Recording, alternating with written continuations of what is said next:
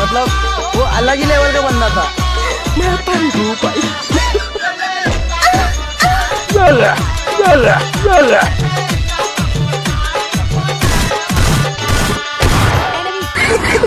Enemy.